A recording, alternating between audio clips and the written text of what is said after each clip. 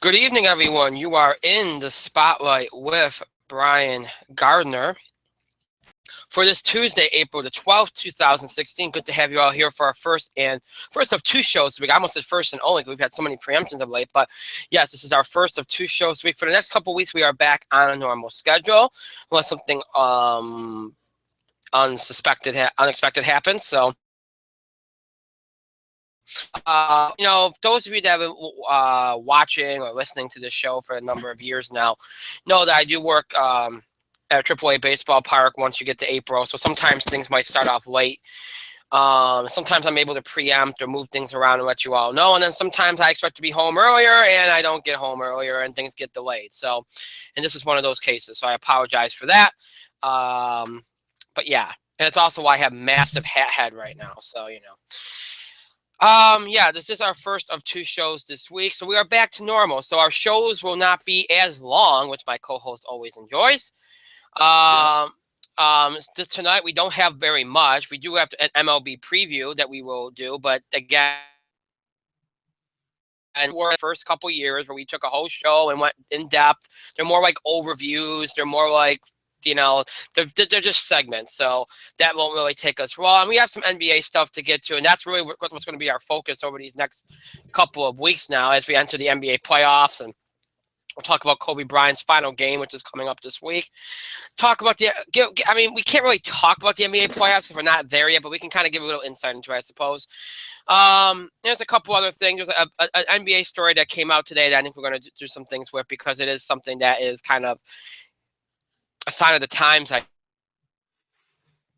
guess. But a brief thing on the Masters because a lot of people ask me about that and what happened on Sunday. And sometimes every now and then people ask me, and normally I don't mind talking about what the fans want us to talk about because you drive the show. It's the way it works. But this is one of those instances where sometimes there's nothing more to talk about. It's obvious. It really is obvious what happened on Sunday with Spieth, Jordan Spieth.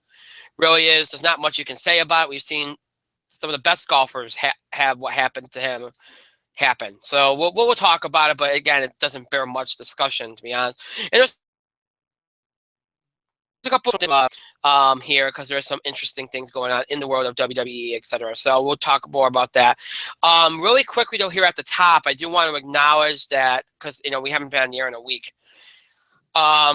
As tonight is the deadline for the all-time greatest American Idol performance rankings list, in the spotlight version of that list. The deadline was at 8 o'clock p.m. Eastern, but I will give you all to about 9 o'clock p.m. Eastern time. So in case you forgot, because we weren't on the air last week, you may get those in, and we will announce the final rankings on Thursday's show because doesn't take them to do that. Thursday night, we will announce the final performance ranking, all-time greatest performance rankings for our In the Spotlight American Idol performance rankings list. Obviously, the series finale aired last Thursday. We'll talk a little bit about that on Thursday because there's a lot of speculation that wasn't really the series finale, but we'll talk more about that on Thursday. So yeah, so those you got again 9 o'clock p.m. Eastern time tonight is the deadline. I'll give you all a little bit more time because we weren't on the air last week. After Tuesday, so kind of meant more a little bit of confusion.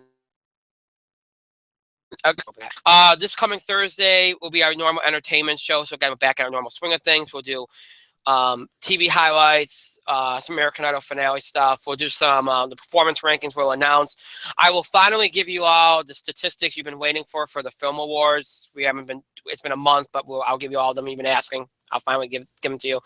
We'll talk about entertainment news, and we'll do our usual box office beat, all that on Thursday. Next week, don't even ask me about next week. I'll get to next week on Thursday. A couple of things that I'm undecided on for next week yet, and I probably won't know exactly what I want to do with next Thursday. I should say next Tuesday. I do know it, but I don't know what I want to do next Thursday yet, and I'll wait till Thursday to confirm with that. So yeah, there's all that. So yeah, keep that in mind. I want my co-host Mike is on, so I'll say hi to Mike. Mike, you're in the spotlight. Hi. Here I'm in the Hey. Oh, okay. It's been a day. Yeah. It's been a bit of a day. I suspect it. it has a couple of things that I want to acknowledge off the top. We have not been on the air for over about a week. I want to address the loss of Merle Haggard. Obviously, Merle Haggard, a legendary figure. I just dropped my pen. I apologize for that. Where is it? Right there. A legendary figure, and we want to address that, obviously, and give our condolences to his friends, family, and fans out there on the loss of Merle Haggard. What'd you say, Mike? Sorry. I said fans too. Fans. Right. Same time as you. Right. So we wanted to acknowledge the loss of Merle Haggard, and again, to thoughts and prayers to his family, friends, and fans on his loss. And also today, a producer, TV personality, David Guest. I always pronounce it Guest, but some people pronounce it differently. But he passed away today at the age of 62. He was married to Liza Minnelli from 2002 to 2003. Very, very well-known figure, music producer. So again, condolences and thoughts and prayers to his family today, as he again has passed away at the age of 62. That was that as well. Okay. Before we get going, as always, just because look at this, Mike. I was about to end the show. Wow. This is what happens when we have so many preemptions. All right. So if you'd like to interact and contribute to our show, have your voice heard, you can do so by emailing us at itspotlight401@gmail.com. You can also follow us and tweet us at itspotlight401. And please remember to use the hashtag, either hashtag itspotlight401, hashtag ITS5, which represents the 5th anniversary on the air as a podcast, hashtag ITS Wrestling. NBA, whatever you want to use, just use it. Be creative, have fun. You can also find us on Facebook. Make sure you search for In the Spotlight 401 on Facebook. Make sure you like our page upon finding it. All right, so that's all the information that you need to know. Okay, Google is slow tonight, skipping everywhere. I'm aware of this, Mike. That's kind of what took me a little bit to get on. See, you know what? I was trying to be nice and not say it on the air for once, and then you had to go and do what I usually do. Well, how could you, Brian? I actually think that's rude. Okay, I think that's worth noting on the air in case some of our fans are having issues too. But all right, whatever. That is rude, Brian. How could you? And you know what? I'm only taking umbrage because that's my thing. And step off my stick. Oh, okay. I respect your space. Step off my stick, Respect Brian. your space. Respect your space. Okay. You should respect my space. I will respect your space. I apologize. I apologize. All right. Get off my gimmick, dude. Get off my gimmick. Oh God. I don't want gimmick infringement. No. That's wrong. Gimmick infringement is like one of the worst things you can do to somebody. Seriously. There is lots of gimmick infringement there. How could you? This cup's heavy. Yeah. That was incredibly random. All right, so what we're gonna do first is I'm gonna acknowledge a couple. We're gonna acknowledge the quicker stories to start. Again, I want to address the Masters real quick because so many people have been asking me about that, and I mentioned this in the open. Look, sometimes something happens and it's exactly as it is. Okay. And what happened on Sunday at Augusta was simple. Okay, he had a lead, he collapsed. He was on the precipice of history, only being the 4th player in PGA history to win back-to-back Masters. You know, it's just it happened. We've seen Phil. How long before? Remember before Phil won a major? Before Phil won a major, he used to do that stuff all the time. At least Spieth did it after he won 2 majors. I mean, he'll come back from it. He's young. He'll come back from it. You know, the only thing is maybe if he's ever in a and it's this, and where he's got a lead and it starts to shrink, he might start to think about it a little bit more than he used to, because he'd be like, oh, am I going back down that road again? But that's about the extent of it. Unless it happens again. If it happens again, then it becomes a head game a little bit. But if it happens once every now and then, it's not going to bother him. He's going to be fine. It happens. We've seen it. It happens. Now, David Willett ended up winning the Masters with a 5 under par. Lee Westwood came in second. Jordan Spieth did come in tied for second. He'll open as the U.S. Open favorite. I mean, you look at Spieth's performance up until, for the most part in this tournament, it was fine. He missed some fairways. He had some struggles with the driver, which are well documented. But for the most part, he played well enough to win until Sunday. He was at the top of the leaderboard on Sunday. So you know what? It's hard to sit here and go like, should we be worried about Jordan Spieth? No. So yeah. So there's really not much else I can say about it. The tournament itself lacked. I mean, look, last year he took over the entire tournament and it was a historic performance. But people forget that if it wasn't for that historic performance, it would have been a forgettable Masters because nobody else was even close. Everybody else played crappy that week. So, the thing about this Masters is at least it didn't have the drama other than the collapse of Jordan Spieth at the end. It was kind of a forgettable Masters, to be honest. But hey, it is what it is. They all can't be memorable. So, and that's all I can really say about it. It is what it was. He collapsed. He lost the tournament. We move on. That's all it is. Now, it wasn't even an epic collapse. He just started missing putts and stuff. It happens. Shit happens. He had a couple bogeys in a row. That's all that happened. It's not like, that's why I said it was very forgettable. It wasn't even a memorable collapse. I mean, look, in golf, and that's how a lot of people's in golf. That's just how you lose tournaments. You had a couple bogeys, and boom, that's it. Yeah. And that's how you lose in golf. And by the way, I don't even know who won the Masters. I don't care. What tournament was this? It was the Masters. No, I don't know. Who won it? It was David Willett. Who? David Willett. He's from the UK. Oh, well, good for him. All right, so that's that. We'll leave that alone. There's not much you can say about that. Now, it's not like Tiger played, so not much.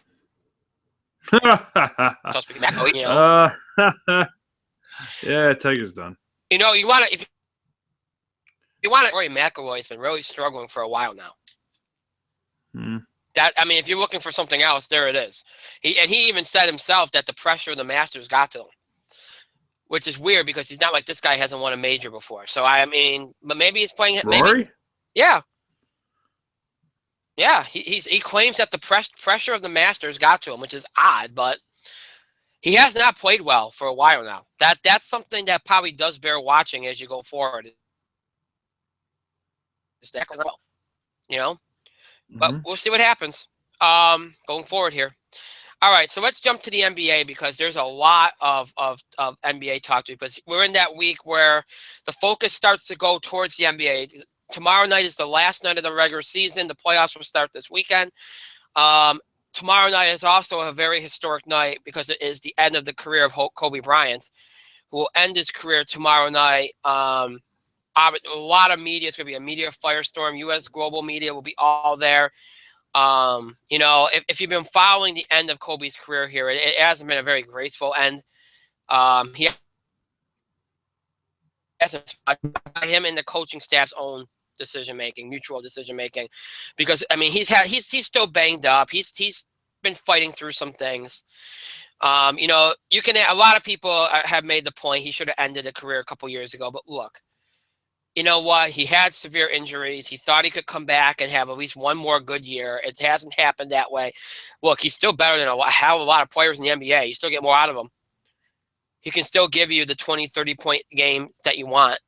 At 30 points on a good night, 20 points on a normal night. It is what it is. He's in the twilight of his career. The injuries took their toll. And let's be even when he was bothered by injuries, had defied logic and age for the most part. Much longer than a lot of players that had the wear and tear that he had on his body. I mean, he just was able to bypass it. He'll finish his career tomorrow night against the Jazz at 10:30 p.m. Eastern Time. That game will be covered by ESPN2, and it will be a home game for the Lakers, who are 16-65 on the year. And look, it's we've talked about Kobe's end. We talked about it on the All-Star game and how they celebrated it, and we talked about it throughout the year. And it's going to be. It is the end of an era. He is that last guy from that previous era before the LeBrons, before, that transitional era that featured Shaq and Iverson and those guys that stuck around and kind of transitioned us from the old guard into this current modern way of current NBA style of player. And he's kind of like the last one left of that group. Nash is gone. Shaq is gone. It's kind of like the last one of that group. So it is going to be the end of an era tomorrow night. And, I normally I wouldn't care about this game. Lakers, although the Jazz, I think, are still alive for a playoff spot, so it does have some significance. But I'm going to watch this game because it is, I've been a fan of his, and it's going to be a moment. And it's something that, it's kind of a sad thing in a way. If you're somebody that's watched the league for a long time and you grew up watching some of these players and that, it's kind of a sad thing. But it will no doubt be a momentous kind of thing. There'll be a big moment at the end. The fans will give him a nice send off. He'll probably speak, and and who knows where he goes from here. We'll see what happens. The talk is that he'd rather own a team than coach, or even be in the front office of a team.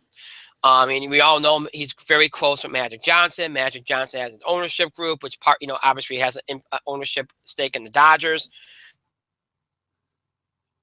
Maybe not. Something that's not very out of the realm. I don't know if he wants to do broadcasting. I don't know.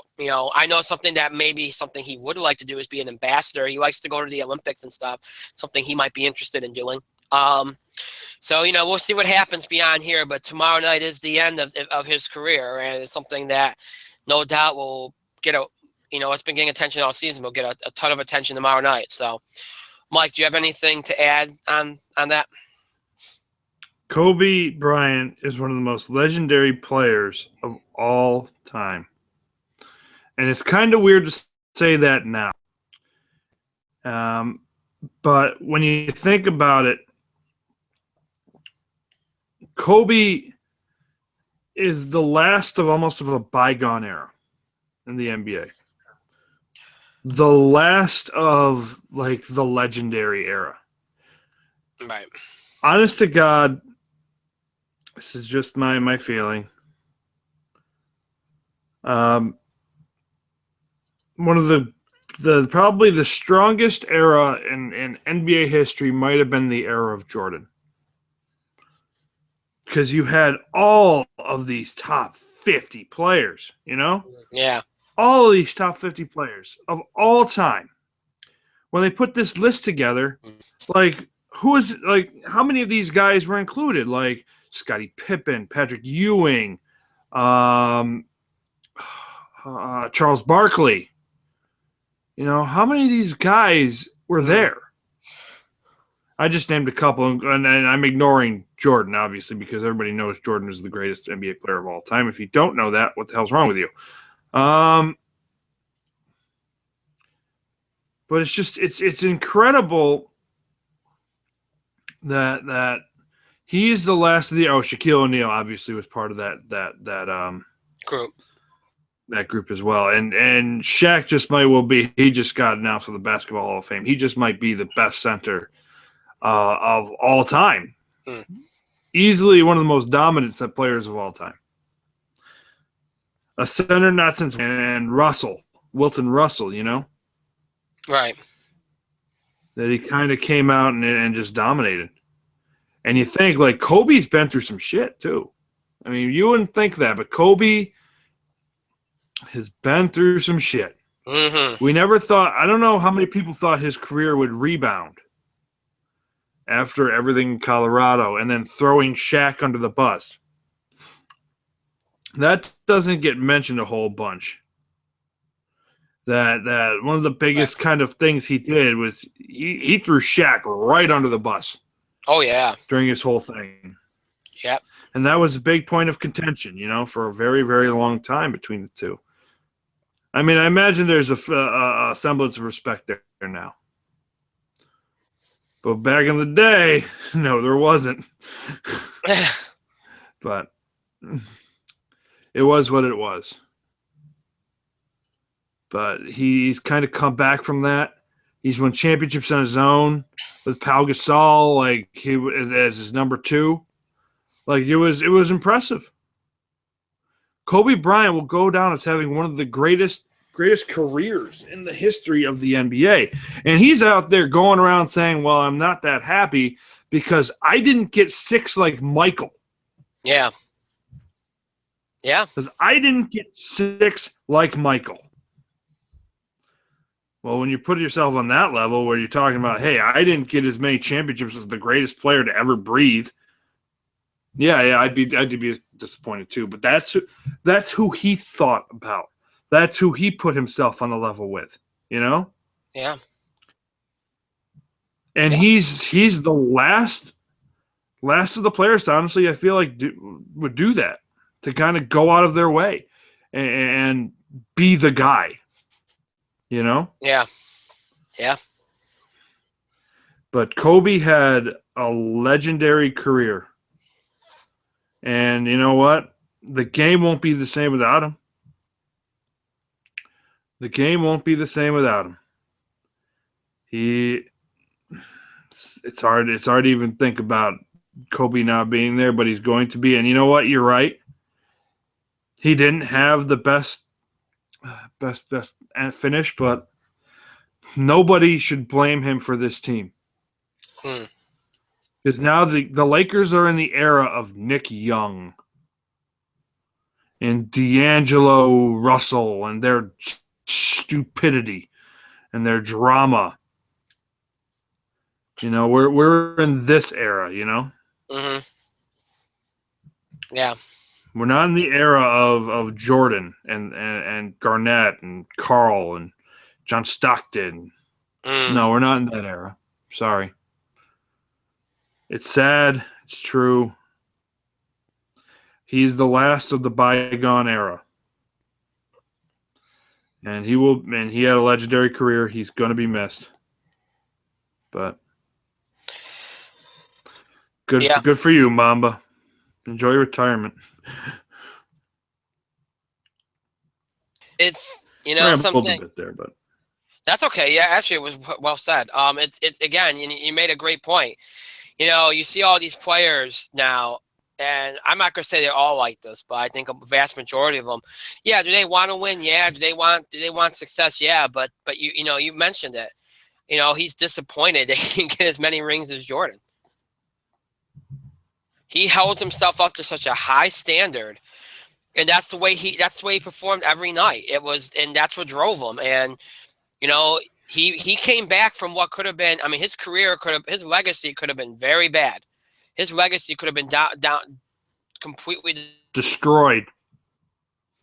He came back from it, and tomorrow night he'll have a moment. And it'll be an awesome one, and he deserves it.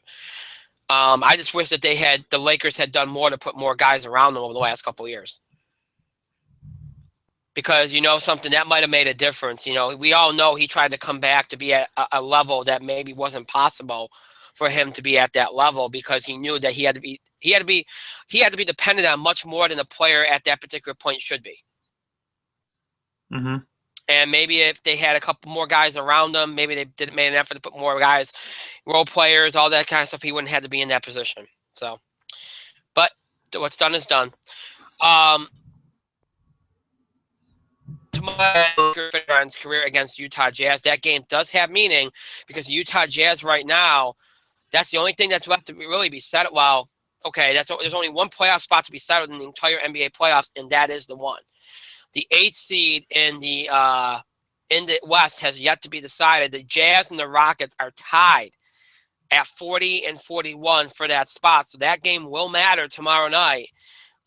in terms of who goes and who doesn't between the Jazz and the Rockets. Everything else, for the most part, has been decided. Yes, there's a couple of seeding things here. And Golden State is a lock for the 1 seed.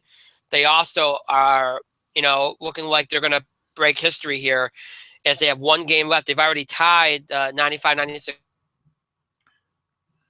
Bulls. They have a game to get to 73 wins. So Warriors looking like they're, now again, they are playing. The Grizzlies aren't a bad team, but it's Golden State, so I pretty much figured they will probably win that game. So Golden State look like they're going to make history, but they're already the 1 seed.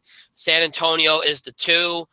Oklahoma City is the 3. Those are all locked up. The Clippers are the 4 as well. That's all locked up. The Portland Trailblazers are up half a game for the 5th spot over the Memphis Grizzlies, who are half a game back, and then you got a half a game back of them. Dallas. So 5, 6, and 7 around half game back of each other. So that will play itself out over the next couple of days. And then you got the final spot between Houston and Utah, which will come down to tomorrow night. One of those teams will get in and one of those won't. I'm going to be honest with you folks. This ain't a knock on Portland. This ain't a knock on Memphis. This is not a knock on Dallas, Houston, or Utah. This is a very top-heavy year for the West. One of the things I think we've talked about for the most part over the last decade with the Western Conference is it's got incredible depth. This year, it doesn't have that kind of depth. It's really about the top 4 teams this year. And the Clippers are probably the Clippers under Billy Donovan. They've flourished this year. You look at San Antonio and Golden State especially. They're on a completely other level. You got 2 teams in the West that are on a completely other level. And you got Oklahoma City, who's on a very, very strong tier. And then you got the Clippers, who are on a lesser but still strong tier than everybody else. Oklahoma City could sneak in there, but if the Western Conference Finals do not end up being the Warriors and the Spurs, I will be completely shocked. Get in there over the Spurs, it's a possibility, but man, I would be incredibly shocked if we don't get Spurs and Warriors. I would. I think that it's just I can't see anybody else beating them before they get there. And some of these early playoff matchups, even for the West, usually you get some good Western playoff matchups, are probably not going to be that great. They're just not. Normally we're not going to make predictions tonight. We'll probably do that next week. But, I'm just trying to give you all a little bit of insight here. But, yeah, I don't really like the looks of some of these playoff matchups in the West early on. Later on, obviously, if you get Warriors Spurs in the finals, that's going to be fantastic. That's great. That's going to be great. But that's later on. As far as the East goes, look, could Toronto conceivably beat Cleveland? I guess. But, boy, if Cleveland's not in the NBA Finals, something went wrong. Cleveland made the NBA Finals without Irving and Love last year. If Cleveland doesn't get there, I'd be surprised. I really would. They're only up 2.5 games on Toronto. You got to give props to Toronto. They've had a phenomenal season. They've had a really good season. And what's a really interesting thing is if you look at these teams, this is a strong D. Yeah, Cleveland's on another level, but look at Toronto. They've excelled here this year. Had a nice little run. Atlanta dropped back a little bit, but still okay. Miami, okay, 47-33, not too bad. The Celtics have had a nice resurgence this year under Brad Stevens. The Hornets are still about what they were last year, a little better. Indiana's back in. And Detroit has broken through this year. And here's the sign of how much better things have been for the East this year. Detroit's as the 8th seed at 43-37. Normally we're talking about the 7-8 seeds in the East having below 500 records. So the fact that all teams in the East in the playoffs are going to have 500 or better records is good. That's it. There's been a lot of talk about the Bulls missing the playoffs. We'll see what happens there. Obviously, I think you've hit the point where, I think we talked about this last year with Derrick Rose and the injuries, but I think we also talked about the fact that they keep trying to put Band-Aids on the problems. We really just need an overhaul. They got rid of Tom Thibodeau last year, which I thought, they didn't get rid of him, but it was a kind of a mutual parting of ways, which I thought was a big mistake, and you're seeing the result of it. Tom Thibodeau always kept that team together. They always made the playoffs. This year they don't. I think it's time to kind of clean house a little bit and rebuild. I think that's what this year has shown for the time they dealt with everything because they kept making the playoffs even as a 4 or 5. Now you haven't made it. So what are you holding on to? I think it's time for major changes with Chicago. But good for Detroit, good for Boston. Charlotte and Indiana. Indiana's back in. Charlotte, keeping up the pace. Miami. Atlanta took a drop off, but still good. Toronto had a phenomenal season. I mean, don't sweep on Toronto. Toronto could be interesting. But really, I mean, if Cleveland doesn't end up in the finals, I think there's something wrong. I really do. And again, some of these playoff matchups are going to be kind of, I mean, I guess Boston, Miami might have a little bit of fun, But Detroit, Cleveland's not going to be that. Charlotte, Atlanta. You might get a couple of good ones late. Cleveland, Toronto could be good later on. But again, not a lot of drama here. So I don't think this is going to be the best playoffs this year for the NBA. Last year they had a really good run here. I think they had better matchups set up. This year I don't think you're going to see too much of that. I think some of these matchups are going to be kind of weak, especially the first 2 rounds. Once you get to the 3rd round, you might squeeze out some good matchups. But it's definitely going to be one of those years where later on you're going to get the round of the good stuff. So, but there's some good stories here that, especially later on down the road. Oh, and the Wizards, which they just completely came apart this year. That's disappointing after the last couple of years where they kind of broke through. So we'll see what happens. It should be an interesting little, and obviously with Golden State and San Antonio and Cleveland and that, there's plenty of stories. It's going to be very top heavy this year, I believe. So, Mike, you got anything to add? The NBA has had what's the word? A weird year. It's you're right. It's been extraordinarily top heavy. Where the best teams in both conferences have just been above and beyond so much better than everybody else. It's ridiculous. Mm-hmm. I mean, that's just the long and the short. Everybody else, it's just there's no parity this year. The top is the top, and the bottom they don't come close. I mean, that's just the truth of the matter. Yeah. Golden State has been far and away the best team this year. The only other teams on their level in the West are the Clips and the Spurs. I think you mentioned that. The Clips and the Spurs are the only teams on their level this year. In the East, it's Cleveland and maybe Toronto. And Toronto has been known to come out and play a crappy game or two, Yeah. They have been known to kind of suck it up. So, which is why, look, Toronto can do it. Toronto could beat Cleveland. However, it's just at this point, you're not beating Cleveland. You're just not. It's not going to happen. So if Cleveland doesn't get there, I, like you, would be very, very surprised. Yeah. And I don't see them losing to anybody but the teams in the West, Mm-hmm. I mean, that's just the long and the short. That's it. I mean, Cleveland should come out of the East, and they have a chance. They have a chance to beat whoever's in the West, but will they beat it? I don't know. So the champ is probably favored to come out of the West, long story short. That's all I can honestly say.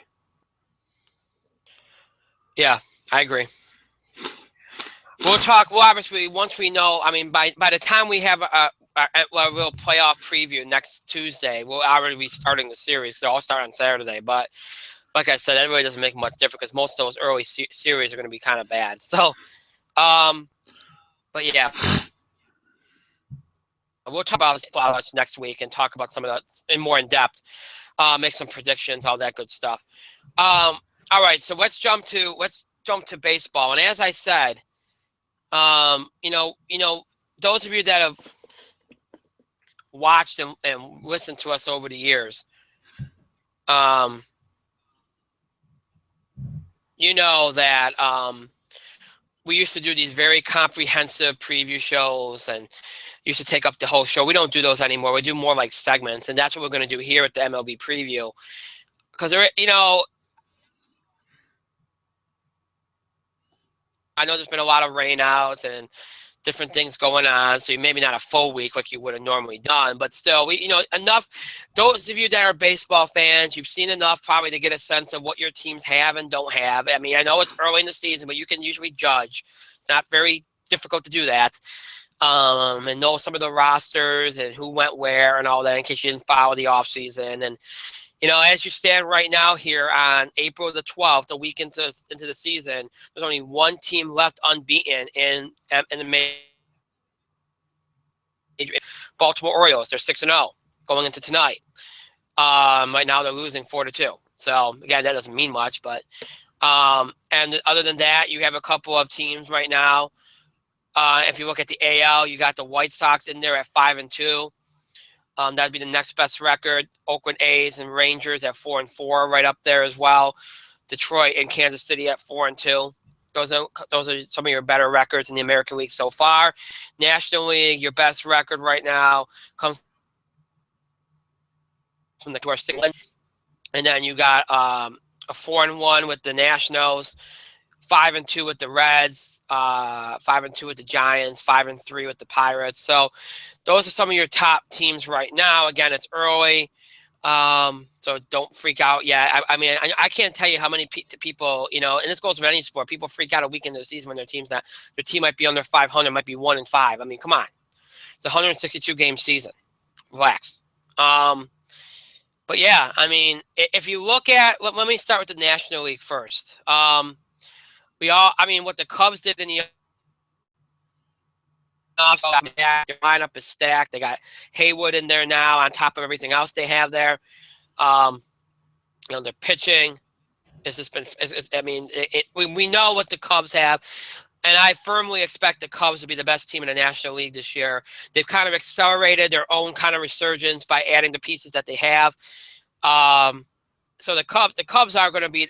I mean, if they don't win the Central, I'd be surprised. I know you got the Cardinals there, the Pirates. I expect the Reds to be better, but the Cubs should win the Central, and they should be the top team in the NL. I think two wild cards are coming out of the Central again. I expect it to be the Cardinals and the Pirates. I think they're just too good. They're too strong, too well balanced. I think the West is going to have another down year in the NL. I do expect the Rockies and the Diamondbacks to be better this year, to be more in contention, which will probably bring the rest of the West down in terms of records because of the unbalanced scheduling. The Giants and the Dodgers, I think, are about equal. I think they match up very well. I think they're about equal. One of those two teams will win the West, and the other one will just stay home. Because, again, I think three teams are coming out of the Central. And the Mets are the best team in the National League. I mean, the best team in the NL East, I should say. The Mets are winning that division. They got too much pitching. I don't even care if they don't have an offense. Their pitching's just too good. Obviously, bearing any injuries. The only other team that I think could possibly do it is the Nationals. I think they got a little too top heavy with the players they were going after. They went more towards free agency, and I don't think the moves that they made were good in the long term. And I think you're starting to see that. It reminds me a lot of what happened with the Phillies when the Phillies got good for a while, and then towards the end they started making these these strange moves that were just kind of like, oh well, he's just the best player. He's the best player in that grouping, so let's take him. Not worried about whether he'll match up. Not worried if he'll fit your team, fit your clubhouse. That's kind of what the Nationals are doing. It's kind of like what the Phillies did at the end, and that's why I still think the Mets are going to win that division. I firmly suspect the Mets will be right up there with the Cubs at the top of the National League. And then again, three teams out of the Central, one team out of the West and the East. I think that's the way it's going to pan out. And I do expect the Mets or the Cubs to be in the World Series. I think the Cubs are the best team. They got the best balance, but the Mets have got the best pitching from top to bottom. So that should be your NLCS, and that one of those two teams is going to be your NL champion. I'd probably go with the Cubs because of the balance. I actually think the Cubs are the best team in baseball, to be honest. Best lineup, best pitching. Bullpen's good enough. Pitching, I should say. Bullpen's good enough. So that's just my general overview of the National League. American League. Well, American League, I think it's gonna be very close to what it was last year. I think your best division is gonna be the Central. The Tigers are gonna be back in the mix. The Twins were much improved last year. I expect them to do some things. The White Sox, I think, are gonna be better. Indians, I think, are gonna be better. I think that should be a fun division. Kansas City's still the best there. I expect them to be the one that wins it. I could see one of the wild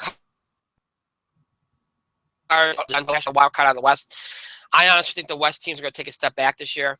I think they're going to kind of beat up on each other a little bit. I think Houston got very lucky last year. Houston got off to such a good start that when they petered out at the end, they're able to survive it. Angels have some injury issues. I don't think they're strong enough. The Mariners, I think, will be better, but not good enough. Rangers and A's are just kind of up and down. The Central is much stronger. The East is much stronger. I expect the Yankees to be about what they were last year. They might sneak in, they might not. Red Sox, I don't think are going to be much better. I don't care if they don't. They're pretty much the same team as last year. Yeah, they got David Price at the top, but they got no depth to the rotation. One pitcher ain't going to do it. Their bullpen's going to be a little better, but again, you have to have the pitching to get to the bullpen. And I don't feel like they addressed that enough. The Orioles, I think they've gotten off to a hot start, but I think that's just kind of a mirage. They're not at all what they were last year. They've lost some players. Toronto, I think, is going to be right up there, even though they don't have Price anymore. They got Stroman. They still got a good lineup. I think Tampa's going to surprise some teams because they still got the good young pitching. They do more. Tampa does more with less. Anything, and they kind of had a down year last year, so as long as they're healthy, I think they're going to be a surprise to people. I think they could sneak in. So, if you wanted me to make a prediction here, I would say this. I think the Blue Jays win the East. I think the Royals win the Central. I think the Rangers win the West. I think the Tigers get one of the wild cards, and I think the Yankees get one of the wild cards. I think that's how it'll go. And as far as the World Series, I think the best team, I still think the Royals are the favorite because, they're built for this. Until the ALCS being the Royals and I could actually see it being the Royals and the Tigers, all Central, but I don't think that's going to. But you know what? I'll throw a bone to the East. I'll say the Royals and the Blue Jays. And I think the Royals get back to the World Series again. So I'm going to say Royals and Cubs for the World Series. Royals and Blue Jays, ALCS, Royals, Cubs in the World Series, Cubs, Mets, NLCS. And I think Bryce Harper's going to win the NL MVP again. AL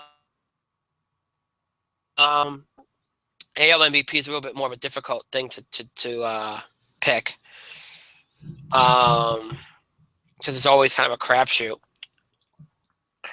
I'll go with Jose Bautista for that. Yeah, I'll go with Jose Bautista for that. Cy Young's that's too hard to predict, to be honest, because it's usually somebody random that comes out for at least one of these leagues. So I won't make that. Listen, Jay, we're not doing over-unders. We haven't done over-unders for many of these sports for a while. I'm not gonna do them anymore. It's just too hard. But to go back and look at them. But I think it's going to be an interesting year. Last year we saw the offense come back after a couple of years where pitching and sabermetrics dominated and bored the hell out of everybody. Yep. But last year the offenses came back last year a little bit, and already we're seeing in the first week of the season they're back a little bit more than even they were last year. There's been a lot more higher scoring. So it looks like we're edging more towards offense again. So that's good for the game. as far as the mainstream goes. That's very, very, very good. Plus, it's always helpful, and we talked about this last year before the playoffs, when the big market teams, I know people are like, well, that's just stupid. You got to have the small market teams too. It's always helpful for ratings and attention in the mainstream if the big market teams are better. The Red Sox are better. The Yankees were better last year. I expect them to be at least the same. The Cubs are obviously better. They're an elite team. Kansas City's been good for ratings, so it's good that they're back in there. The Mets, obviously, we talked about them. Cardinals, I want these big market teams to be good because it helps. It even helps the small market teams. It draws attention. So, and you have a number of those teams. For a while there, that wasn't happening. It was very, you had a lot of the smaller market teams dominating. Well, you're starting to edge back towards in the direction of the big market teams again. So that will help with some attention and ratings as well. So I think you're going to see more offense this year. I think you're going to see some compelling stories. You've already seen some big things over the first week, from each catch they got from the Cubs has been on fire. I think he's got like 9 RBIs already. You've seen some crazy stuff from some rookies who just came into the league hitting home runs. I think there's one that has like already 7 home runs in like a week's time or something. So there's some crazy, crazy stuff going on. Good stuff though that I think will help interest people at least. So, and again, if it's more offensive on the offensive side of things, that always interests people. So, so I think it'll be a very interesting season to watch unfold this year for sure. Mike, I know you hate baseball, but do you have anything to add? You are assuming that I've seen some baseball recently. And the last baseball game I saw was the World Series. Right. Baseball in Syracuse has been non-existent considering we haven't had the field to play in. Well, we did tonight, but it was freezing. So, but yeah. Well, it was what it was. You had to get the game out. Yeah. Recently, we haven't had it. Right. I'm impressed that teams have been doing what they've been doing. Look, I'm still in college basketball mode. Villanova won the title, but I will speak to your point real quick by saying you are right in that it helps for the big market teams to be in it at the end, as evidenced by the college basketball national championship. Because that despite having one of the most epic finishes in the history of the tournament, and it was an epic finish. Despite that scene, it actually had one of the lower scene championship games in history, which is weird because Carolina was in the game. But who is Carolina playing? Villanova. Yeah. It's a regional thing. It's not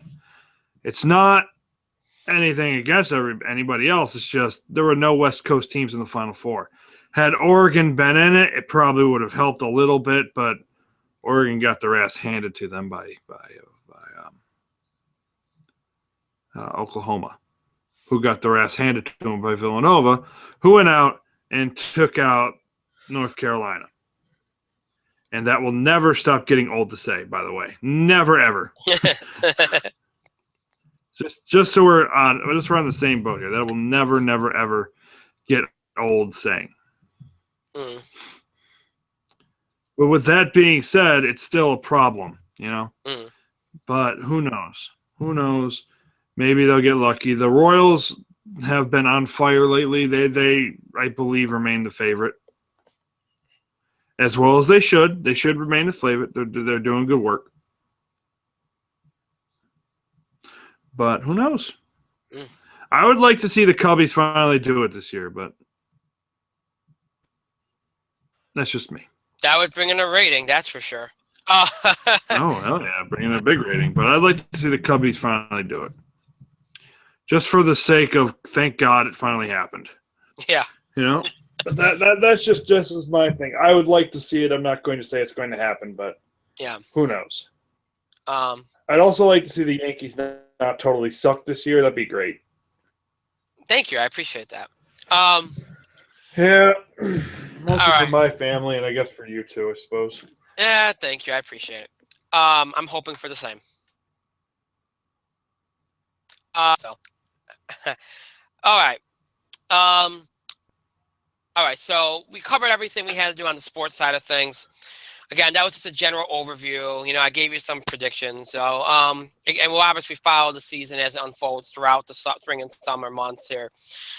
So let's jump out of sports and let's jump into the world of wrestling, where an interesting thing has happened in WWE over the last 2 weeks, and that is that it looks like there is direction and there's storylines and there's mid-card stuff going on and there's actual cohesion in the WWE. Roman Reigns wins the title, and all of a sudden it's like, oh, wow, not everything has to be geared towards Roman Reigns anymore because we've coordinated him for better or worse. It's a very interesting thing, and it's coincided with Shane McMahon running Raw over the last 2 weeks, thereby making his feud with The Undertaker mean nothing, but I digress. Whatever, it is what it is. We've had 2 Raws. Undertaker won, that's all that matters. Yeah. It was basically what that was just a filler feud. They just wanted by having it be Shane. But yeah, it is what it is. You know, we've had 2 weeks in a row where people, for the most part, have praised Raw because it's had direction. You know, you've had different debuts. You've had, for the most part, good booking. There's mid-card feuds again. The whole show doesn't feel like filler. It doesn't feel like nothing matches. We've started new storylines. I mean, you look at what we're looking at for Payback, which is in Chicago, so it's good that they're doing this. Look at all the feuds we have going on. You got Jericho Ambrose now. You have several different tag team feuds. You got the Dudley Boys and Enzo and Cass. You know, now you've got Carl Anderson. The Usos versus the Bullets. The Usos versus the Bullet Club. Well, I don't know if they're using that yet, but all right. Well, so I don't know if they can, but you know they are. Gallows and Anderson. You got the League of Nations and the Wyatts feuding, and you got whoever the New Day's going to end up facing. That'll be involved there. So you got all these tag team, and the tag team division is just, blossomed in the last couple of weeks. And you got Epico and Primo coming back repackaged soon, so you have them in there. The Vaudevillains are there too.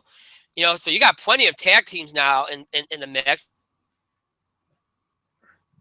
Feel like you now have a very IC title thing going on here, which it looks like they're trying to make this important because they had Kevin Owens fighting for his rematch.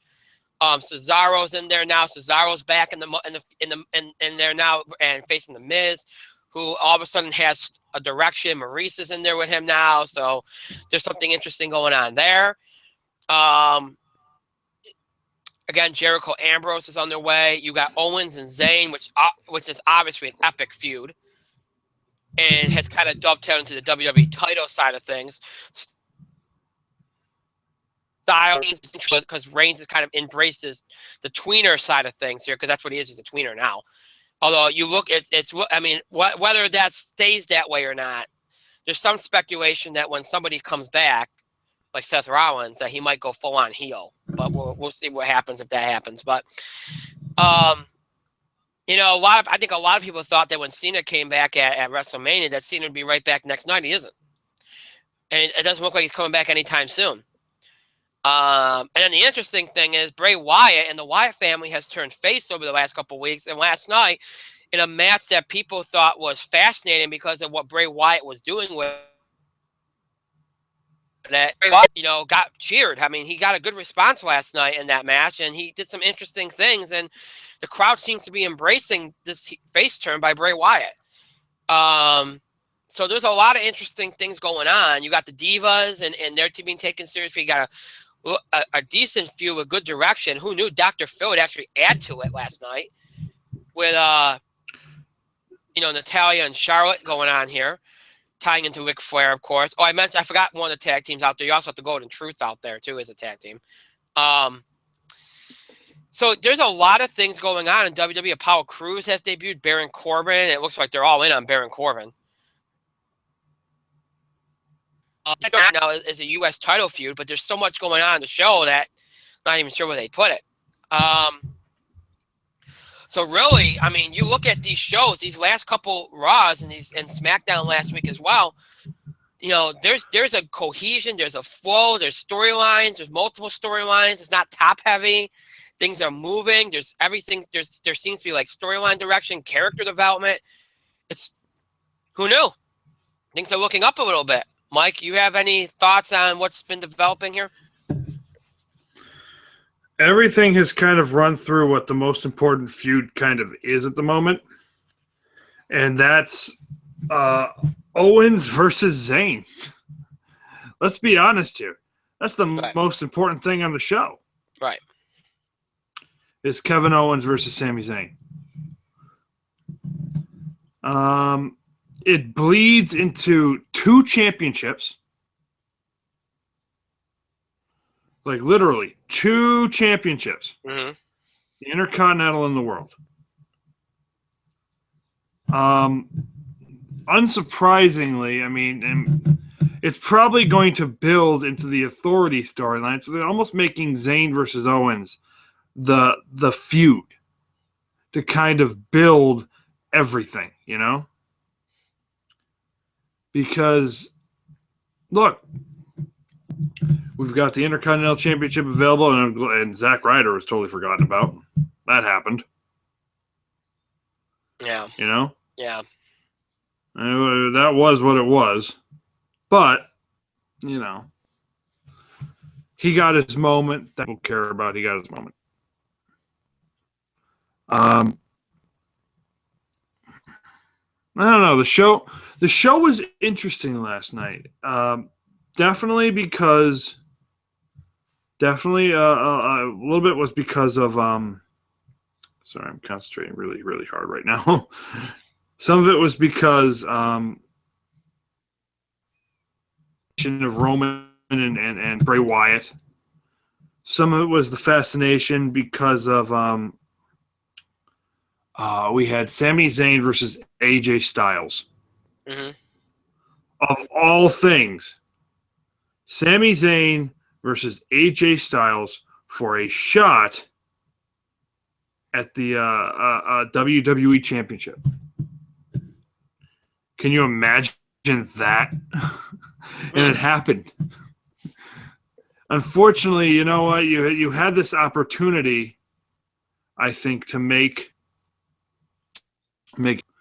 but I think they're desperate for Owens and Sammy to kind of have their first kind of match, their singles match on the main roster, for better or for worse. But it's interesting to see how they're just kind of shoehorning all of these kind of feuds through Owens and Zayn. Mm. It kind of shows how almost how much they value at least Kevin Owens and Sami Zayn. You know, I really like that. They're actually trying. They're trying. You know. Yeah. So. But the show itself is all right. I like the Enzo and Cass continue to be just amazing. You know, Enzo and Cass continue to be amazing. Gallows and Anderson brought some interest to the Usos for the first time in ever. Oh Jesus, you know. Yeah. So, I have to stick a tissue in my ear if you're wondering what I'm doing because it's bleeding. Oh gosh. So, yeah, it's fun. I mean, I'm doing this show right now with a tissue in my ear because my ear is bleeding. I'm not blaming you. That takes dedication. That's dedication. Yeah. No, but you know what though? The thing is, I mean, the show's not great, but it's improved. The last 2 weeks are an improvement.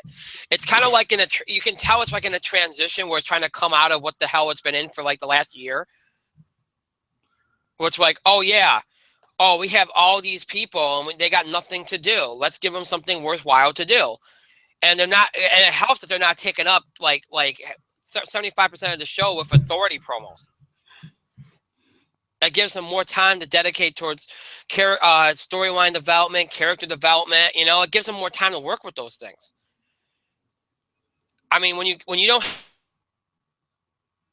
have Cindy and you don't have Triple H there and Stephanie there, and you just have Shane pop in and say, "This is what we're doing tonight," and pop out, it saves you a lot of time.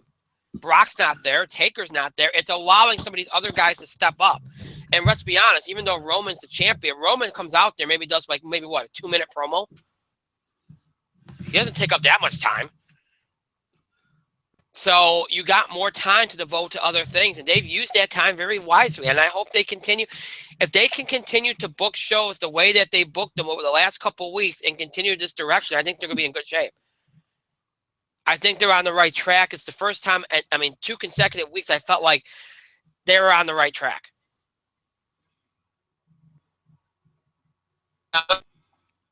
If we can sit here around the end of June and say that they're still on the right track, then they might have something here. And maybe it was as simple as the fact that they finally did what was inevitable and gave Roman the title. And maybe that's all that. If that was the case, I wish they would have done it last year. So they would have spared us a year's worth of garbage. But hey, we'll see what happens. But I think I think we're going to have a really good pay-per-view at Payback. I think so. I think it could be very, very interesting. Hey, it's Chicago. If it's not good, they're going to bitch. So, you know what's going to happen if they're smart. If you are committed, if you're WWE, and this is just throwing this out there, if you're WWE and you want Roman Reigns to beat AJ Styles in Chicago, you can't have that match go on last. I would actually throw Zayn versus Owens, because it's going to get announced. I would actually throw that match on last, because they're going to cheer and boo both guys. The reaction for that match, if you make it the main event of the night and you give it 25 minutes, is going to be wild. It's going to be insane. That'll be something to see. However, on the other hand, if you're waiting to see a crowd completely shit on a result, put Roman Reigns over AJ Styles in the main event. See what happens. It's going to be awful. So I guess that's what we're kind of waiting for. Excuse me. Yeah. I think look, you know what? It almost to me seems, I really don't you can tell that they embrace the idea that he's not a face. You can tell. There's no way he can be. No way he can be at this point. But they didn't even try to force feed us that last week. I thought we were going to get this big old coronation and Roman Reigns is the champion. We didn't get that. We got it at Mania. We didn't get that. He came out there and he basically acted like a heel, and they treated him like a heel. And you don't treat if you're not treating him like a heel, you don't book him up against AJ Styles. They basically said, you know what? We put the title on him. They still haven't embraced him. Let's just go with it. He's still going to be the guy at the top of the food chain. He just has to be a heel or a tweener, and that's what they did. They realized there's no way around it, and now that they're committed to it, it's not that bad. It's not horrible. Now, but the problem is you're in Chicago. What do you do there? Now, he is a heel, so if he does go over, okay, fine. They're still booing him. Nothing that's not there.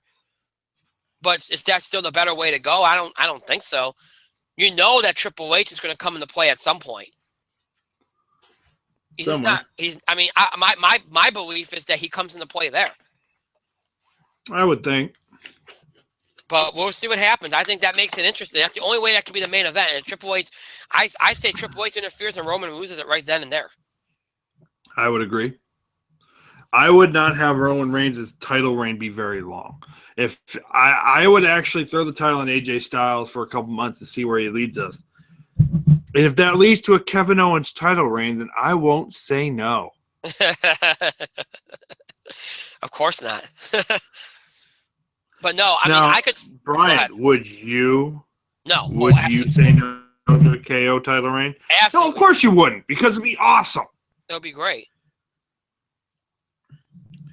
And you know what? I feel like that's where we're going with it, if you don't mind me saying it, because they're kind of setting up as like the thorn. Because if we're going to get Shane McMahon for an extended period of time, I feel like they're setting up Kevin Owens as the heel that kind of fights the face authority figure, which is wild to think if you think about it, because that's not how WWE makes its money. They usually kind of go with the face, face going rebelling against authority, to go against the heel, rebelling against authority. Man, that'd be interesting to see now, wouldn't it? Mm-hmm. So I mean, I'm just saying. The way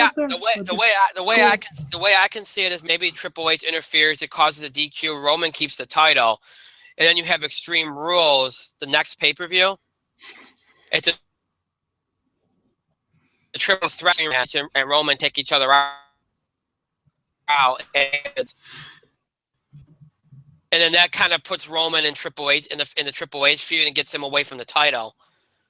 You know what I mean? And then you have AJ go on and have maybe a brief little title reign, just say he had the title. And then you can go from there. Like I'm pretty much assuming Kevin Owens winning Money in the Bank. So, there's really no other candidates for it, to be honest. But that's kind of something I could see happen. But yeah, the Triple H thing has to come back into play at some point. It just has to, But I think the shows are moving better. So that's again, the people seem more positive the last 2 weeks. Hopefully it continues. I think they're in Europe next week, so we'll kind of know a little bit beforehand about what the show is going to entail, obviously, but because it'll be taped ahead of time. But still, it should be interesting. Their shows better be just as good next week as they were the last 2 weeks, because obviously when you're in Europe and UK crowds and all, they can be rowdy. So you want to put on a good show for them. All right. Wow. We through like it's 23 after 9. We're pretty much done. Yay, I have to be up at 4 a.m. tomorrow, so this is wonderful for me. I know it's wonderful. See what happens. We go back to our normal schedule, and we're right in play here. Really quickly though, I do want to remind you all, of those of you that had not gotten in your submissions for the all-time American Idol performance rankings list. The deadline was at 9:00 p.m. Eastern Time. We are closing that voting right now. Again, we will announce the winner, the rankings, the final rankings list on Thursday's show. So again, we are closing the voting for that. You've all had over a week. So it's not the winners, the all-time greatest American Idol performance rankings in the spotlight, chosen by all of you that voted on Thursday's program. Also on Thursday's show, I will finally give you the Film Award statistics you've all been waiting for, I've been asking about. We'll give you those. We'll have the TV highlights of the week, box office beat, entertainment news discussion. We'll talk about the American Idol series from that. All that good stuff coming up on Thursday's show. So I wanted to acknowledge that right now off the top here. All right, so as always, just because the show is over does not mean that you have to stop interacting and contributing to our show. You can continue to have your voice heard, give us your feedback, questions about the show and the scheduling of the show, topic ideas, breaking news items, related sports, entertainment, wrestling, want to make sure we cover. Questions, reactions, or comments to things we said on the show, things we discussed on the show. Any of these things you can do by email, Facebook, and Twitter. You can email us at itspotlight411@gmail.com. You can also follow us and tweet us at itspotlight411. And please remember to use the hashtags, hashtag itspotlight411, hashtag ITS5, which represents the 5th anniversary on here as a podcast, or you can use anything with hashtag ITS in it. You're talking about wrestling, hashtag ITS wrestling, talking about movies, hashtag ITS movies. Be creative. Just use the hashtag ITS in front of it. Be creative. Have fun. Try not to be mean. Well, you can be mean, but try not to be really offensive, I guess. I don't know. Just be creative. Have fun. You can also find us on Facebook. Just search upon finding it. We encourage you to follow us on Facebook and Twitter for the latest information about our show, especially as it relates to scheduling. You never know when a last minute delay, postponement, cancellation, or such can happen. So make sure you follow us on both so that you can get the latest information about our show. If you'd like to keep up with our show or check out an episode again that you liked and you just want to check it out again, or maybe you missed a part of an episode, or maybe missed an episode entirely, whatever the case would be, you have a couple ways in which to do that. If you're somebody that enjoys checking us out here on Google Plus and on YouTube, and maybe you're used to that, maybe you like the live streaming thing, seeing us on camera, and also especially if you're only interested in our Google Plus and YouTube episodes, if any of those pertain to you, you can check us out here on Google Plus and YouTube for our channel and have access to all episodes that we produce here on Google Plus and on YouTube. That includes everything from the middle part of October right on through tonight's episode. So any of those, all those episodes are on there. Nothing before the middle of October is on there. So keep that in mind. So feel free to check us out here on Google Plus and on YouTube. If it's only the episodes from mid-October till now. So keep that in mind because sometimes people get confused about that. If you're looking for episodes from before mid-October, meaning anything from the previous 5 years, we did the show from October 2010 to the middle part of October 2015. Or maybe you're just somebody that prefers more of the audio format of podcasts and like to listen to us maybe on the go, whatever the case may be. Then you have a couple ways in which to do that, and those are on Podbean and iTunes. Podbean is our main host site.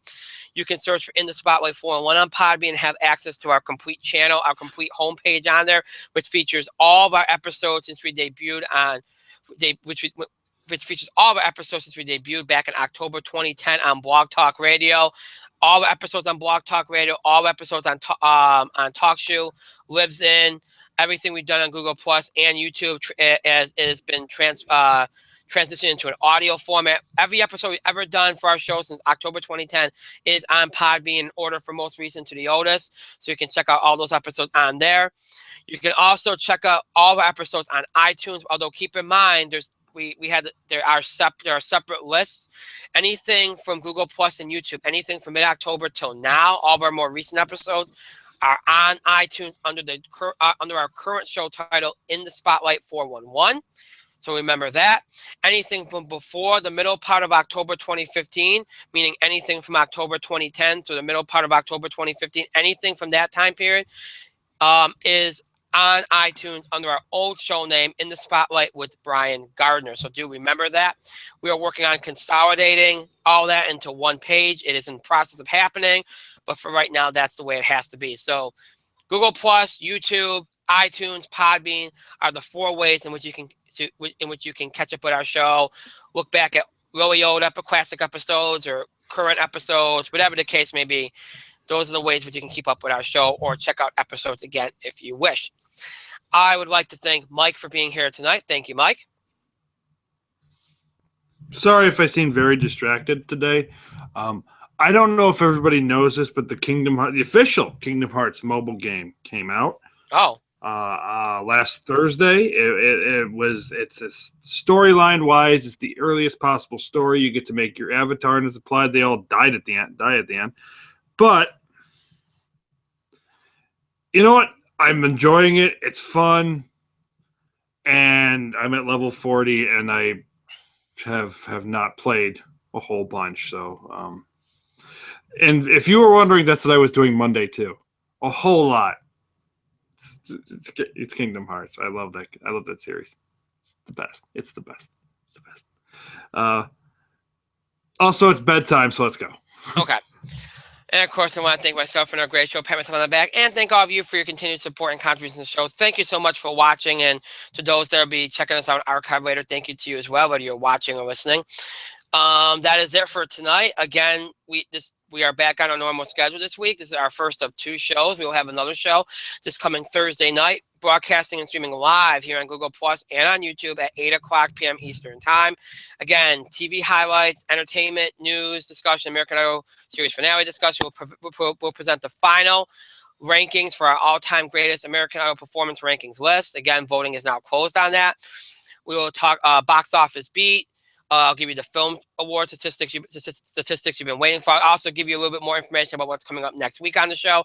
All that coming up on this Thursday show. Again, broadcasting and streaming live on Google Plus and YouTube at 8 o'clock p.m. Eastern Time. Again, that's this Thursday, April the 14th at 8 o'clock p.m. Eastern Time. Until then, I hope you all have a great rest of your night, a great Wednesday, and a great Thursday. See you back here broadcasting and streaming live at 8 o'clock p.m. Eastern Time here on Google Plus and YouTube. Until then, I hope you all have a great night.